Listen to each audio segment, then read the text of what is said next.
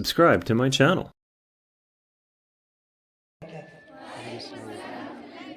आदरणीय मुख्य अतिथिगण एवं मेरे देशवासियों, आप सभी को गणतंत्र दिवस की हार्दिक शुभकामनाएं देता हूं। जैसा कि आज जानते हैं 26 जनवरी है।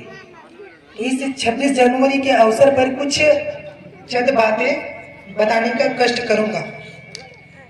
तो आज हम लोग 76वें गणतंत्र दिवस को सम्मानित करने के लिए समस्त देशवासियों के आदमी एकत्रित हुए हैं। तो ये त्योहार है, एक नेशनल फेस्टिवल है, our country national festival of Republic day.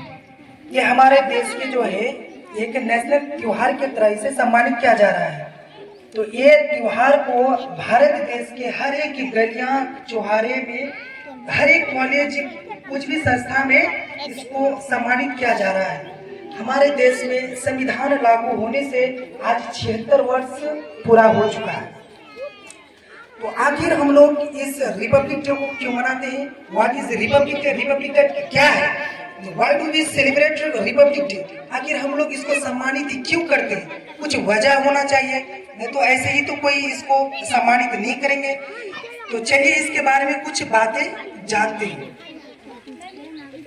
जब हमारे देश 15 अगस्त 1947 ईस्वी को आज़ादी मिली है अंग्रेजों के चंगुल से, हमारा देश 15 अगस्त 1947 ईस्वी को आज़ाद हुआ। आज़ाद होने के बाद हमारा देश में किसी भी प्रकार के संविधान या किसी भी प्रकार के लॉ हमारे देश में नहीं था। हमारे देश के जो अतीत महत्वपूर्ण महापुरुष थे, उन्हें एक भय था कहीं आपस फिर कोई दोबारा मेरे देश में किसी भी प्रकार का दबदबा ना आ जाए।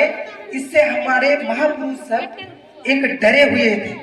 लेकिन अंग्रेज आज़ादी देने के बाद यह कहा गया था, जो तुम्हें अभी संपूर्ण आज़ादी नहीं दी गई है, जब तुम अपना एक कॉन्स्टिट्यूशन यानी संविधान अपना तैयार नहीं करते हो, तब तक तुम्हें संपूर्ण आज़ादी नहीं दी जाएगी।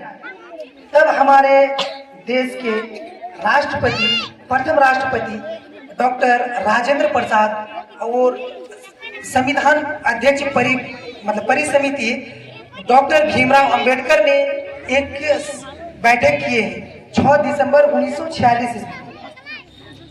इस अधिवेशन में एक बैठक बैठी जिससे बातचीत हुई, जो हमारे संविधान को निर्माण करने के लिए कुछ आदमियों की जरूरत है। तो हमारा देश में जो संविधान है, our constitution is the powerful world.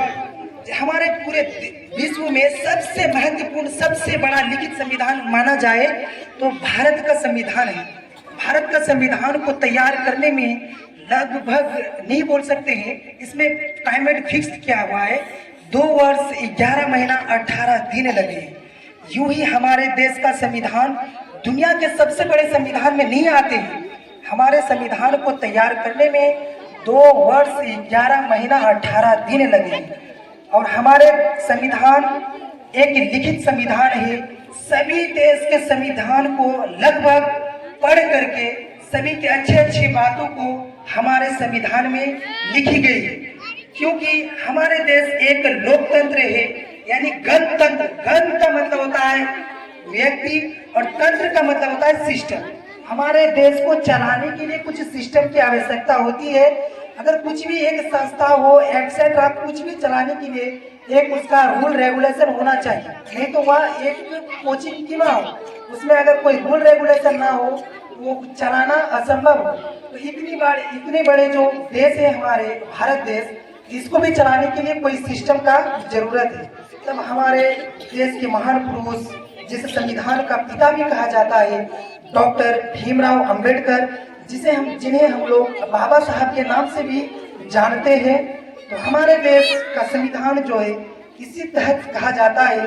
जो हमारा देश का संविधान बहुत बड़ा एक संविधान है और हमारे देश में सभी को समानता दी गई है।